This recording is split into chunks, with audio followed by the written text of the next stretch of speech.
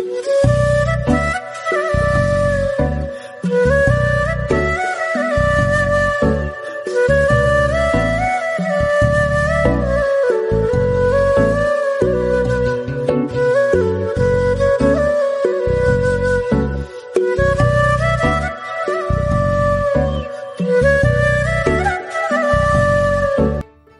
Friends, அஸ்ஸலாமு அலைக்கும். Welcome to pretty family. நம்ம ப்ரிட்டி ஃபேமிலியில் இன்றைக்கி என்னுடைய டே இன் மை லைஃப் தான் பார்க்க போகிறீங்க. இந்த வீடியோவில் நிறைய இன்ட்ரெஸ்டிங்கான விஷயம் சொல்லியிருக்கேன். கண்டிப்பாக நீங்கள் மிஸ் பண்ணாமல் பாருங்கள். சேனலை சப்ஸ்கிரைப் பண்ணல அப்படின்னா சப்ஸ்கிரைப் பண்ணிக்கோங்க. நான் ஃபஸ்ட்டு நாள் சாட்டர்டே ஆஃப்டர்நூன் வால் கொஞ்சம் ஸ்டிக்கர்ஸ் எல்லாம் ஒட்டலாம் அப்படின்னு சொல்லி பிளான் பண்ணி வச்சுருந்தேன். இந்த வால் நல்ல பெரிய வால் தான். என் பசங்க இந்த வீட்டுக்கு 1 இயர் தான் ஆச்சு. என் பசங்க கொஞ்சம் கிறுக்கி இது பண்ணிட்டாங்க, ஸ்பாயில் பண்ணிட்டாங்க. ஸோ அதனால் அமேசானில் இந்த மாதிரி ஸ்டிக்கர் பார்த்துருந்தேன். ஸோ இதனுடைய விலை அதிகமாக இருந்தாலுமே இந்த ஸ்டிக்கர் ரொம்பவே நல்லா இருந்தது. அப்புறம் ஷைனிங்காக இருக்கிறதுனால நம்மளுடைய வால் நம்ம எந்த மாதிரி வேணுமோ அந்த மாதிரி நம்ம டெக்கரேட் பண்ணிக்கலாம். எனக்கு இந்த மாதிரி டெக்கரேட் பண்ணுறது எல்லாம் ரொம்ப பிடிக்கும். வீடு ரொம்ப நீட்டாக வச்சுக்கணும் அப்படின்னா ரொம்ப ஆசைப்படுவேன். அதே மாதிரி இந்த மாதிரி ஸ்டிக்கர்லாம் வாங்கி ஓட்டணும் அப்படின்னா ரொம்ப பிடிக்கும். ஸோ இந்த ஸ்டிக்கர் ஃபுல்லாகவே நான் தான் ஸ்டிக் பண்ணேன். இது இந்த மாதிரி ஈவனாக இருக்கிற அந்த ஃப்ளவர்ஸ் எல்லாமே ஈவனாக வரணும், அதுதான் ஒரு டாஸ்க் இதில். அதே மாதிரி வாலில் ஸ்டிக் பண்ணும்போது எந்த மிஸ்டேக்கும் இல்லாமல் ஸ்டிக் பண்ணும் அப்படின்னா தான் அந்த வால் பார்க்குறதுக்கு ரொம்ப அழகாக இருக்கும். இப்போது நான் ஹாஃப் சும்மா ஒரு மூணு லேயர் தான் ஃபிக்ஸ் பண்ணியிருந்தேன். எனக்கு இந்த வாலுக்கு ஃபுல்லாகவே ஸ்டிக் பண்ணுறதுக்கு எவ்வளோ ஆச்சு அப்படின்றத நான் எண்டிங்கில் சொல்லியிருக்கேன். கண்டிப்பாக மிஸ் பண்ணாமல் பாருங்கள். இந்த வால் ஸ்டிக் பண்ணுறதுக்கு எனக்கு கிட்டத்தட்ட 4-5 ஹவர்ஸ் ஆச்சு. ஜஸ்ட்டு இந்த ஒரு 3 லேயர் மட்டும்தான் நான் ஸ்டிக் பண்ணியிருந்தேன். எனக்கு 4 ஹவர்ஸ் ஆச்சு. ஏன்னா ஒரு ஆளாக இருக்கிறதுனால என்னால் எதுவுமே பண்ண முடியல. ஹஸ்பண்ட் கொஞ்சம் ஹெல்ப் பண்ணாங்க, பொண்ணு கொஞ்சம் ஹெல்ப் பண்ணியிருந்தா. ஸோ அதனால் கொஞ்சம் நேரம் ஆச்சு எனக்கு. ஸோ அதுக்கப்புறம் இந்த அளவுக்கு நான் ஃபிக்ஸ் பண்ணியிருக்கேன் பாருங்கள். ஃபிக்ஸ் பண்ணணும் அப்படின்னா ஆளை வச்சு தான் ஃபிக்ஸ் பண்ணணும் அப்படின்ற அவசியம் கிடையாது. நம்மளே இது எப்படி வேணுமோ அப்படி நம்ம ஃபிக்ஸ் பண்ணிக்கலாம். இப்போ இது ஃபுல்லாக இந்த ஹால் ஃபுல்லாகவே இந்த வால் ஃபுல்லாகவே இந்த ஸ்டிக்கர் ப்ளேஸ் பண்ணியாச்சு. இதனுடைய ஃபைனல் லுக்கு இப்படி தான் இருந்தது. எனக்கு ரொம்பவே பிடிச்சிருந்தது. இப்போ கார்னர் சோஃபா ஆர்டர் கொடுத்துருக்கோம். ஸோ அது செஞ்சு வரத்துக்குள்ளே நம்ம இந்த ஸ்டிக்கர் ஸ்டிக் பண்ணிடலாம் அப்படின்னு சொல்லி தான் ஸ்டிக் பண்ணி வச்சுருந்தேன். இந்த கார்னரில் தான் அந்த கார்னர் சோஃபா வரப்போகுது. அந்த வீடியோவும் இதில் இன்க்ளூட் பண்ணியிருக்கேன். நெக்ஸ்ட் வீடியோவில் ஃபுல்லாகவே சொல்லியிருப்பேன். கண்டிப்பாக மிஸ் பண்ணாமல் பாருங்கள். நம்ம சேனலை சப்ஸ்கிரைப் பண்ணலன்னா கண்டிப்பாக சப்ஸ்கிரைப் பண்ணிக்கோங்க ஃப்ரெண்ட்ஸ். நீங்கள் கொடுத்தீங்கன்னா ஃபுல் சப்போர்ட்னா தான் எனக்கு சேனல் மென்மேனும் வரும். இப்போ பாருங்கள், இந்த கார்னரில் தான் இந்த சோஃபா ஃபிட் ஆக போகுது. கண்டிப்பாக சோஃபாவுடைய கிளிப்பிங்ஸ் எல்லாம் ஆட் பண்ணியிருக்கேன். மிஸ் பண்ணாமல் பாருங்கள் ஃப்ரெண்ட்ஸ். இதெல்லாம் முடிச்சுட்டு வீடு க்ளீன் பண்ணி எடுத்தாச்சு. ஸோ அதுக்கப்புறம் என் பொண்ணு சின்ன வயசில் பெரிய பொண்ணு சின்ன பொண்ணாக இருக்கும்போது நாங்கள் அந்த ஸ்லைடிங் வாங்கியிருந்தோம். இந்த ஸ்லைடிங் பசங்க வளர வளர கீழே விழுந்துருவாங்க இல்லையா, அதனால் ஒரு முறை கீழே விழுந்து அடிபட்டுருச்சு அப்படின்னு எடுத்து மேலே வச்சுட்டு இருந்தேன். ஸோ இப்போ என் சின்ன பொண்ணு அடம் பிடிச்சி இது வேணும் அப்படின்னு சொல்லி அடம் பிடிச்சி கேட்டுருந்ததுனால எடுத்து கொடுத்தேன். எடுத்து கொடுக்கறது பெரிய விஷயம் கிடையாது. குழந்தைங்க ஜாக்கிரதையாக இருந்து விளையாடிட்டாங்க அப்படின்னா ஒன்றும் பிரச்சனை இல்லை. என் சின்ன பொண்ணு கொஞ்சம் துடுக்கு தான். ஸோ அதனால் எனக்கு கொஞ்சம் பயம் இதெல்லாம் எடுத்து கொடுக்கணும் அப்படின்றாவே. இது ஒரு 8 வருஷத்துக்கு முன்னாடி நாங்கள் அமேசானில் வாங்கியிருந்தோம். ஸோ அப்போ எங்களுக்கு 5000 கிடச்சிச்சு. இப்போது எவ்வளோ ரேட் இருக்குதுன்னு எனக்கு தெரியல. ஸோ என் பசங்க இது நல்லா விளையாடி நல்லா இதாகிட்டாங்க. இப்போது பெரிய பிள்ளைங்க ஆகிட்டதுனால இப்போ எடுத்து கொடுத்து முடிச்சாச்சு. பிள்ளைங்க இது எல்லாமே செட் பண்ணிவிட்டு இதனுடைய ஃபைனல் லுக்கு நான் காமிக்கிறேன் உங்களுக்கு. கண்டிப்பாக நீங்களும் குழந்தைங்கள ஜாக்கிரதையாக பார்த்துக்கிறீங்க அப்படின்னா இது வாங்கி கொடுக்கலாம். ரொம்ப நல்லாயிருக்கும். குழந்தைங்களுக்கு இந்த மாதிரி லீவ் நேரத்தில் இந்த என்டர்டெயின்மெண்ட் கண்டிப்பாக இருக்கணும். அப்படி இல்லைன்னா அவங்க போர் அடிச்சிடும் அவங்களுக்கு. இப்போ நம்ம செட் பண்ணி முடிச்சாச்சு. இதில் ஸ்லைடிங் ஆட் பண்ணுறாங்க பாருங்கள். ஸ்லைடிங் ஆட் பண்ணிவிட்டு குழந்தைங்க தாறுமாறாக விளையாட ஆரம்பிச்சிட்டாங்க. ஸோ இதை ரொம்ப கேர்ஃபுல்லாக பார்த்துக்கணும். ஏன் அப்படின்னா சம்டைம்ஸ் அது படிக்கட்டில் சரியாக ஏற மாட்டாங்க. அதனால எனக்கு பயம். அதனாலே நான் எடுத்து கொடுக்காமல் வச்சுருந்தேன். இப்போ பசங்க கொஞ்சம் நேரம் நல்லா விளையாட ஆரம்பிச்சிட்டாங்க. ஸோ நான் வந்து என் வேலையை ஆரம்பிச்சிட்டேன். எப்போவுமே வந்து வீடை நீட்டாக வச்சுக்கணும் அப்படின்னா நிறைய பொருட்களை வாங்கி நம்ம டப் பண்ணிட்டோம் அப்படின்னா பொருட்கள் இருக்க இருக்க நமக்கு வந்து எரிச்சலாக இருந்துகிட்டே இருக்கும். எப்போவுமே வந்து பொருளை வந்து ஒரு பொருள் வாங்குறீங்க அப்படின்னா நெக்ஸ்ட் பொருளை வந்து டீக்ளட்டர் பண்ண ஆரம்பிச்சிடுங்க. அந்த மாதிரி பண்ணிங்க அப்படின்னா வீடு கொஞ்சம் க்ளீனாகவும் இருக்கும், நல்லாவும் மெயின்டைன் பண்ணலாம். ஸோ நான் வந்து இந்த மாதிரி பெல் வச்சுருந்தேன். இந்த இது வாங்கியிருந்தேன் செராமிக் ஐட்டம். இது வந்து எனக்கு ரொம்ப ஒன் ஆஃப் த ஃபேவரெட்னு சொல்லுவேன். இது வந்து எப்படி தான் உடஞ்சிச்சின்னு எனக்கு தெரியல. வீடு ஷிஃப்ட் பண்ணும்போது என் கையால் உடஞ்சிச்சா இல்லை அது எப்படி உடஞ்சிச்சின்னு தெரியல. கேர்ஃபுல்லாக தான் பாக்ஸில் கொண்டு வந்தேன். வரும்போது மிஸ் ஆகி உடஞ்சி போச்சு. ஸோ அதை வந்து மாஸ்கிங் டேப்பால் கொஞ்சம் செக்யூர் பண்ணி வச்சுட்டேன்.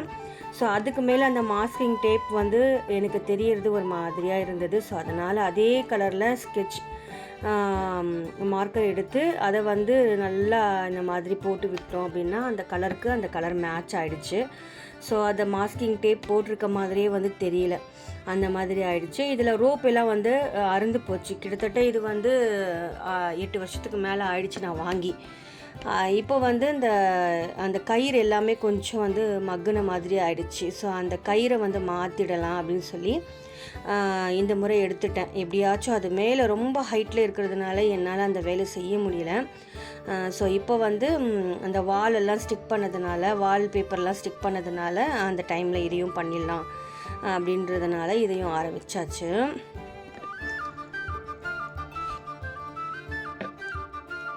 வீட்டில் இருக்கிற பொருட்கள் எல்லாமே எல்லாருமே சொல்லுவாங்க, உடஞ்ச பொருட்கள் வீட்டில் வைக்கக்கூடாது அப்படின்னு சொல்லுவாங்க. ஆனால் இது எனக்கு ரொம்ப ஸ்பெஷல்ன்றதுனால இது தூக்கி போடுறதுக்கு மனசே வரல. ஸோ அதனால் நான் வந்து எந்த பொருளுமே வந்து சீக்கிரமாக தூக்கி போட மாட்டேன். அதை ஏதாச்சும் ஆர்கனைஸ் பண்ண முடியுமான்னு தான் பார்ப்பேன். அதே மாதிரி இதை வந்து ஓரளவுக்கு ஆர்கனைஸ் பண்ணேன் அப்படின்றத ஒரு திருப்தி இருந்தது. இந்த நம்மளுடைய ப்ளவுஸுக்கு வர அந்த ரோப் இருக்கு இல்லையா, அதை வச்சு நான் இதை வந்து ஹேங் பண்ணிட்டேன்.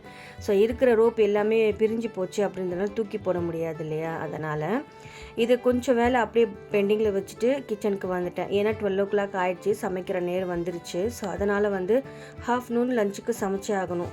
ஸோ சமைச்சிடலாம் அப்படின்னு சொல்லி சமைச்சிட்ருக்கேன். இன்றைக்கி வந்து ஸ்பெஷல் என்ன அப்படின்னு பார்த்தீங்கன்னா மீன் குழம்பு தான் வச்சுருந்தேன். மீன் குழம்புனாவே எல்லாருக்குமே ஸ்பெஷல் தானே. மாங்காய் போட்ட மீன் குழம்புனாவே எல்லாருக்கும் ஸ்பெஷலு. எங்கள் வீட்டில் இருந்தாலுமே மாங்காய் போட்ட மீன் குழம்பு வந்து தோசை, இட்லி இதுக்கெல்லாம் ரொம்ப ஸ்பெஷலாக சாப்பிடுவாங்க. இன்றைக்கி நான் ரைஸ் கூட தான் சாப்பிட்ணும் அப்படின்றத செஞ்சுருந்தேன். எப்போவுமே வந்து மீன் குழம்பு செஞ்சிங்க அப்படின்னா தக்காளி அதிகமாக போட்டு வெங்காயம் கம்மியாக போடுங்க. அப்போ வந்து உங்களுக்கு சூப்பராக இருக்கும். இது வந்து ஃபைன் பேஸ்ட்டாக வந்து நம்ம அரைச்சி எடுத்துக்கலாம். எப்போவுமே மீன் குழம்பு செஞ்சோம் அப்படின்னா இந்த மீனுக்கு மசாலா தடவி வச்சிடணும். ஒரு 1/2 hour மசாலா தடவி வச்சுட்டு அதுக்கப்புறம் மீன் குழம்புல போட்டோம் அப்படின்னா அந்த டேஸ்ட் வந்து அவ்வளோ அல்டிமேட்டாக இருக்கும். எனக்கு இந்த டேஸ்ட் வந்து ரொம்ப பிடிக்கும். இந்த 2 பீஸ் வந்து நான் ஐஸில் வச்சுட்டு இருந்தேன். ஸோ அதையும் இது கூட வந்து ஆட் பண்ணிக்கிறேன். இந்த மீன் குழம்பு வந்து பாரம்பரிய மீன் குழம்புன்னு சொல்லலாம். எங்கள் மாமியார் சொல்லி கொடுத்த அந்த மீன் குழம்பு தான் அவ்வளோ டேஸ்ட்டாக இருக்குங்க. உண்மையே சொல்கிறேன், அந்த மீன் குழம்பு நான் அம்மா வீட்டிலலாம் மீன் குழம்பு சாப்பிட்டதே கிடையாது. இங்கே வந்து தான் மீன் குழம்பு சாப்பிட ஆரம்பித்தேன். அவ்வளோ டேஸ்ட்டாக இருக்கும். இப்போ வந்து குழந்தைங்களுக்கு 11 o'clock ஏதாச்சும் ஒரு ஸ்நாக்ஸ் மாதிரி செஞ்சு கொடுப்பேன். அப்படி இல்லைனா காஃபி ஏதாச்சும் போட்டு கொடுப்பேன். ஸோ அதனாலேயே இதை வந்து பால் காய்ச்சி வச்சிடலாம் அப்படின்னு பால் காய்ச்சிட்ருக்கேன். எப்போவுமே மாடலர் கிச்சன் அப்படின்னு வந்தாவே எல்லாமே மெயின்டெனன்ஸ் அதிகமாக தான் இருக்கும். இப்போ சிம்னி வந்து ரொம்ப இதாகிடுச்சு. எப்படியோ 1.5 month ஆகிடுச்சு நான் சிம்னி க்ளீன் பண்ணி. கண்டிப்பாக இப்போ க்ளீன் பண்ணணும். அந்த வீடியோ உங்களுக்கு கண்டிப்பாக போஸ்ட் பண்ணுறேன். மீன் குழம்பு செய்யும் போது எப்போவுமே ஒரு பொருள் வந்து கவனத்தில் வச்சுக்கணும். என்ன அப்படின்னா கருவேப்பிலை வந்து அதிகமாக ஆட் பண்ணணும். நான் இப்போ மஞ்சப்பொடி, மிளகாப்பொடி, கொஞ்சமாக வந்து மல்லிப்பொடி வந்து 2 tablespoon ஆட் பண்ணியிருக்கேன். வெந்தயம் ஜீரகப்பொடி ஆட் பண்ணியிருக்கேன். இதில் வந்து கொஞ்சமாக தண்ணி ஆட் பண்ணிட்டோம் அப்படின்னா இது வந்து கரிஞ்சு போகாது. மசாலா போட்ட உடனே அப்படியே விட்டுறக்கூடாது, கரிஞ்சு போயிடும். ஸோ அதனால் வந்து நம்ம தண்ணி கொஞ்சம் போட்டுக்கணும். இப்போ வந்து கருவேப்பிலை ஆட் பண்ணிக்கோங்க. கருவேப்பிலை நீங்கள் எவ்வளோ ஆட் பண்ணுறீங்களோ அவ்வளோ மீன் குழம்பு டேஸ்ட்டாக இருக்கும். நான் இதில் வந்து கடுகெல்லாம் ஆட் பண்ண மாட்டேன். எங்கள் வீட்டில் இந்த மாதிரி தான் செய்வோம். அவ்வளோ டேஸ்ட்டாக இருக்கும். கண்டிப்பாக நீங்களும் வந்து ஒரு முறை இந்த மாதிரி செஞ்சு பாருங்கள் ஃப்ரெண்ட்ஸ். இதை வந்து நல்லா கலந்து விட்டுக்கிட்டு இதில் வந்து கொஞ்சமாக தண்ணி விட்டு நல்லா கொதிக்க விடுங்க. அதுக்கப்புறம் நம்ம அரைச்சி வச்சுருக்க மசாலா இதில் ஆட் பண்ணிக்கலாம். மசாலா எவ்வளோ நம்ம ஆட் பண்ணுறோமோ அவ்வளோ குவான்டிட்டி வந்து அதிகமாக வரும். நாங்கள் வந்து ஒரு 5-6 பேர் இருக்கோம். ஸோ அதனால் வந்து குவான்டிட்டி அதிகமாக செஞ்சுருக்கேன். நைட்டுக்கு இதே வந்து தோசை போட்டு சாப்பிட்டுப்போம். அவ்வளோ டேஸ்ட்டாக இருக்கும். தோசைக்கு இட்லிக்கு இது செம்ம டேஸ்ட்டு. தேங்காய் வந்து அரைச்சி வச்சுருக்க தேங்காய் ஒரு 2 டேபிள் ஸ்பூன் போட்டிருக்கேன். தேங்காய் வந்து கம்மியாக போட்டு தக்காளி வெங்காயம் அதிகமாக போடணும். அப்போ தான் வந்து டேஸ்ட்டை வந்து நல்லா இருக்கணும். இப்போ இதில் வந்து புளிப்பு அதிகமாக சேர்க்குறீங்க அப்படின்னா மாங்காய் வந்து இந்த அளவுக்கு தான் சேர்க்கணும். நான் வந்து இன்றைக்கி புளிப்பு கம்மி பண்ணிவிட்டு மாங்காய் தான் சேர்க்க போகிறேன். ஸோ மாங்காய் வந்து மீன் குழம்பு கார குழம்புலேயும் மோஸ்ட்லி வந்து மாங்காய் அவ்வளோ டேஸ்ட்டாக இருக்கும். மாங்காய் சீசனில் மட்டும்தான் நம்ம வந்து மாங்காய் வந்து அதிகமாக யூஸ் பண்ண முடியும். ஸோ அதனால் நான் வந்து எப்போ காரக்குழம்பு செஞ்சேன் அப்படின்னாவே இந்த மாங்காய் வந்து இதில் ஆட் பண்ணிப்பேன். மாங்காய் ஆட் பண்ணிங்க அப்படின்னாவே கொஞ்சமாக புளிப்பு கம்மியாக ஆட் பண்ணிக்கோங்க. அப்போ தான் வந்து டேஸ்ட் நல்லாயிருக்கும். புளிப்பும் அதிகமாக போட்டுட்டு அப்புறம் வந்து மாங்காவும் போட்டுட்டோம் அப்படின்னா அது வந்து கொஞ்சம் கறிக்க ஆரம்பிச்சிடும். அப்போ நமக்கு டேஸ்ட் வந்து கொஞ்சம் நல்லா இருக்காது. ஸோ அதனால் மாங்காய் போட்டிங்க அப்படின்னா புளிப்பு வந்து கொஞ்சம் கம்மி பண்ணிக்கோங்க. இதை அரைஞ்சிட்டு இருக்கும்போதே என் பொண்ணுக்கு மூக்கில் வேர்த்துடும். அவள் வந்து மாங்காய் பிரிய ரொம்ப மாங்காய்னாவே அவளுக்கு ரொம்ப பிடிக்கும். இந்த வாசனை கண்ட உடனே ஓடி வந்துடுவா. ஸோ அவளுக்காக ஒரு 2 பீஸ் எடுத்து வச்சுடுவேன் எப்போவுமே மாங்காய் அரைஞ்சேன் அப்படின்னாவே.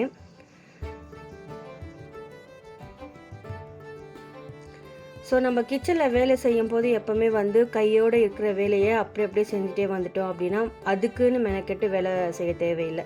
நான் வந்து உடனே கையோடு எடுத்து குப்பை இடத்துல போட்டுருவேன். ஸோ மற்ற இடத்துல மற்ற பொருளெல்லாம் வச்சிடுவேன். இன்றைக்கி ரைஸ் தான் செய்ய போகிறேன். ஒயிட் ரைஸ்க்கு தான் இன்றைக்கி மீன் செஞ்சுருக்கேன். இந்த அரிசி களையிற தண்ணியை வந்து நம்ம முகத்தில் கழுவணும் அப்படின்னா முகம் வந்து ரொம்ப பொலிவாக இருக்கும்னு எங்கள் பாட்டியெல்லாம் சொல்லியிருக்காங்க. ஸோ அம்மாவும் சொல்லியிருக்காங்க. ஸோ அந்த மாதிரி நானும் மெயின்டைன் பண்ணுவேன். எப்போவுமே இந்த களையிற தண்ணியை ஒன்று செடிக்கு ஊற்றுவேன், அப்படி இல்லைன்னா மூஞ்சி கழுவேன். ஸோ இது 2த்தில் ஒன்று ஏதாச்சும் செய்வேன். இப்போ இந்த அளவுக்கு பாருங்கள் குவான்டிட்டி இந்த அளவுக்கு வந்திருக்கு. ஸோ இது வந்து நல்லா கொதிக்க விடணும். அப்போ தான் இந்த ராஸ்மல் எல்லாம் போய் நமக்கு நல்லா டேஸ்ட்டாக இருக்கும். நான் இந்த அளவுக்கு தான் புளி தண்ணியை சேர்க்குறேன். இதில் இந்த அளவுக்கு சேர்த்தோம் அப்படின்னா நமக்கு மாங்காய் சேர்த்தோம் அப்படின்னா நல்லா டேஸ்ட்டாக இருக்கும். இப்போ நம்ம கலந்து வச்சுருக்க மீன் வந்து இதில் ஆட் பண்ணிக்கலாம். மசாலா தடவி வச்சுருக்கிறதுனால நமக்கு வந்து அந்த மீனில் இருக்கிற டேஸ்ட் வந்து ரொம்ப சூப்பராக இருக்கும். ஸோ இதை வந்து நல்லா உள்ளே அழுத்தி விடணும். மேலே இருந்துச்சு அப்படின்னா நமக்கு அந்த என்ன சொல்கிறது டேஸ்ட் வந்து அந்த சீக்கிரமாக வெந்து வராது மேலே. அதனாலே கொஞ்சமாக அழுத்தி விட்டுருங்க. மேலே கொத்தமல்லி தூவிட்டு கொஞ்சம் நேரம் கழித்து இது வெந்து வந்த பிறகு மாங்காய் நம்ம 2 துண்டு ஆட் பண்ணிக்கலாம். கையோடு வந்து கிச்சனை நல்லா க்ளீனாக நீட்டாக தொடச்சி எடுத்துட்டோம் அப்படின்னா நமக்கு வேலை மிச்சமாகிடும். எப்போவுமே ஃப்ளிப்கார்ட்டில் ஆர்டர் போட்டேன் அப்படின்னா க்ராசரி ஐட்டம்ஸ் இந்த மாதிரி 800க்கு ஆர்டர் போட்டோம் அப்படின்னா இது 9 ருபீஸ்க்கு நமக்கு கிடைச்சிடும். காஃபி பவுடர் இது வந்து காஃபி பவுடர் வந்து அவ்வளோ டேஸ்ட்டாகவும் இருக்கும். இது வந்து நல்ல பல்பியாக இருக்கும். இது உள்ள அந்த சின்ன கிரைன்ஸ் வந்து நமக்கு அந்த காஃபியில் போட்டு குடித்தோம் அப்படின்னா ரொம்ப சூப்பராக இருக்கும். டேஸ்ட் வைஸும் நல்லாயிருக்கும். நான் இந்த மாதிரி தான் வாங்கி பாட்டிலாக வாங்கி வச்சுப்பேன். தேவைன்றது போடு காஃபி போட்டு நம்ம குடிச்சிக்கலாம்.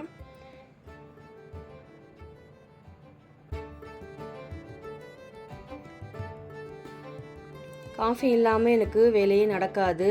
அதனால் காஃபி குடித்து முடிச்சாச்சு. ஸோ இந்த குழம்பு வந்து நல்லா கொதித்து வந்துருச்சு பாருங்கள். இந்த நேரத்தில் இப்போ நம்ம மாங்காய் போட்டோம் அப்படின்னா நமக்கு நல்ல ஒரு சூப்பரான ஒரு டேஸ்ட் கிடைக்கும். இப்போ நான் வந்து ஒரு 4 துண்டு மாங்காய் வந்து போடுறேன். அதிகமாக போட்டுறாதீங்க. 4 துண்டு மாங்காவே இதுக்கு வந்து ரொம்ப அதிகம். ஸோ கொஞ்சம் நல்லா உரைக்கும். அப்போ தான் டேஸ்ட் நல்லாயிருக்கும். இந்த வேலையெல்லாம் முடிச்சுட்டு இந்த குழம்பு தம்முக்கு வச்சுட்டு நான் வந்து திரும்பியும் ஹாலுக்கு வந்துட்டேன். வந்து திரும்ப இந்த 1 ஹவர் ஆச்சு இந்த பெல் வந்து எனக்கு செட் பண்ணுறதுக்கு. எனக்கு இது வந்து ரொம்ப பிடிக்கும்னு சொல்லியிருந்தேன் இல்லையா, அதனால் யார்கிட்டையுமே கொடுக்கல. இது வந்து சின்ன பிள்ளைங்கக்கிட்ட என் பசங்கக்கிட்ட கொடுத்தோம்னா கண்டிப்பாக உடச்சி போட்டுருவாங்க. அதனால் பயந்து நான் கொடுக்கல. நானே வந்து 1 ஹவராக உட்காந்து இதெல்லாம் கட்டி முடித்தேன். இது வந்து ஒரு ஷாப்பில் தான் வாங்கியிருந்தேன். லோக்கல் ஷாப்பில் தான் அந்த செராமிக் ஐட்டம்ஸ்லாம் விற்கிறாங்க இல்லையா, அந்த மாதிரி ஷாப்பில் தான் வாங்கியிருந்தேன். இதுக்கு ரொம்ப பிடிச்சிருந்தது. இது ஃபஸ்ட் டைம். அப்போ வந்து ஹஸ்பண்டு இது வேண்டாம், உடஞ்சிடும் அப்படின்னு சொல்லியிருந்தாங்க. இல்லை எனக்கு வேணும் அப்படின்னு அடம் பிடிச்சி வாங்கினேன். இது தொங்க விடும் போதெல்லாம் எனக்கு வந்து ரொம்ப ஒரு ப்ளசண்ட்டாக இருக்கும். அந்த மைண்ட் வந்து சவுண்டு வந்து ரொம்ப நல்லாயிருக்கும். இந்த மாதிரி ஒரு யூனிக்கான சவுண்டெல்லாம் எனக்கு ரொம்பவே பிடிக்கும். ஸோ உங்களுக்கு எல்லாம் பிடிக்குமா அப்படின்னு சொல்லி கமெண்ட்டில் சொல்லுங்கள் ஃப்ரெண்ட்ஸ்.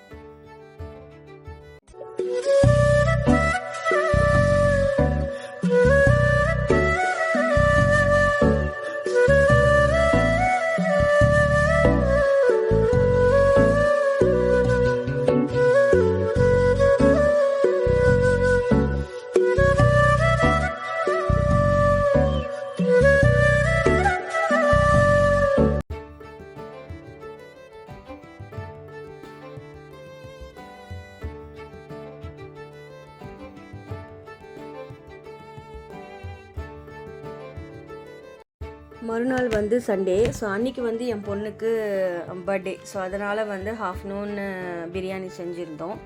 பிரியாணியெல்லாம் செஞ்சு முடிச்சுட்டு சாப்பிட்டுட்டு நாங்கள் பொண்ணுக்கு வந்து பர்த்டே அப்படின்றதுனால அவளுக்கு பர்த்டே செலிப்ரேஷன் பண்ணோம். ஸோ அதிகமாக ஒன்றும் பண்ணலை. ஸோ எப்போவுமே ரெகுலராக பண்ணுற மாதிரி பண்ணியிருந்தோம். அன்றைக்கி லெக் பீஸ் தான் செஞ்சுருந்தேன். ஃபஸ்ட் டைம் வந்து பூ வேணும்னு கேட்டிருந்தா. ஸோ அதனால் வந்து அவங்க அப்பா பூ வாங்கிட்டு வந்து கொடுத்தாரு. எப்போவுமே வந்து பூ வைக்கவே மாட்டா. பூ வாங்கிட்டு வந்தாவே அந்த வாசனை பிடிக்காது அவளுக்கு. ஸோ அதனால் நான் தான் வைப்பேன்.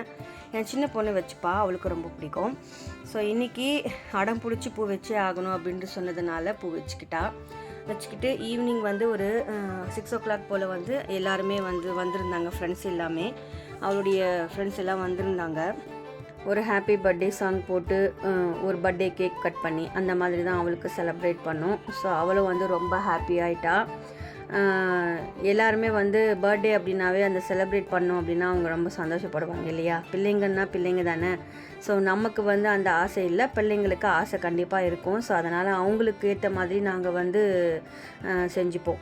எப்போவுமே வந்து பிள்ளைங்க ஆசைப்பட்டாங்க அப்படின்னா செய்யறதுக்கு தானே நாம் இருக்கோம். ஸோ அதனால் வந்து அவங்க ஆசைப்பட்டது கண்டிப்பாக நிறைவேற்றி ஆகணும். நாங்களும் அதே மாதிரி குழந்தைங்க ஆசைப்படுறதை கண்டிப்பாக நிறைவேற்றிடுவோம்.